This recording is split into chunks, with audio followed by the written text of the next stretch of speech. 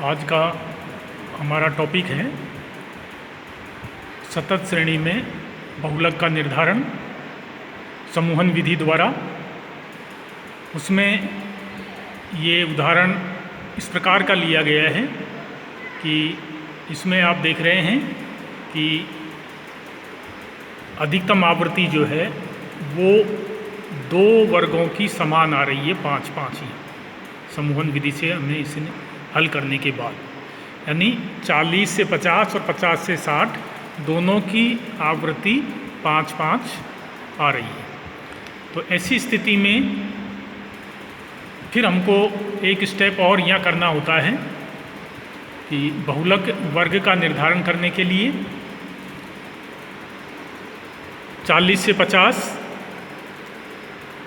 बहुलक वर्ग की आवृत्ति, बहुलक वर्ग से पहले वाले वर्ग की आवृत्ति यानी 13, ये देखिए बहुलक वर्ग की आवृत्ति 21, इससे पहले वाले वर्ग की आवृत्ति 13 और उससे बाद वाले वर्ग की आवृत्ति 20, इससे बाद वाला वर्ग ये 20। इसी प्रकार इसमें बहुलक वर्ग की आवृत्ति 20, पहले वाले वर्ग की आवृत्ति 21 और बाद वाले वर्ग की आवृत्ति 15। इन तीनों का हम तीनों आवृत्तियों का योग लगाएंगे दोनों जगह। इसका 54 आ रहा है, इसका 56 आ रहा है। इसका मतलब ये 50 to 60 ये बहुलक वर्ग होगा। अब इस वर्ग से हमें बहुलक निकालना है। अगर हम यहाँ मूल सूत्र का प्रयोग करते हैं तो हमारे आंसर आते हैं 47.5, जो इस वर्ग से बाहर चले जाते हैं। आप हल करके देख सकते हैं। अतः ऐसी स्थिति में हमें इस वैकल्पिक सूत्र का प्रयोग करना पड़ेगा। Z = L + F2/F0 + F2 × I।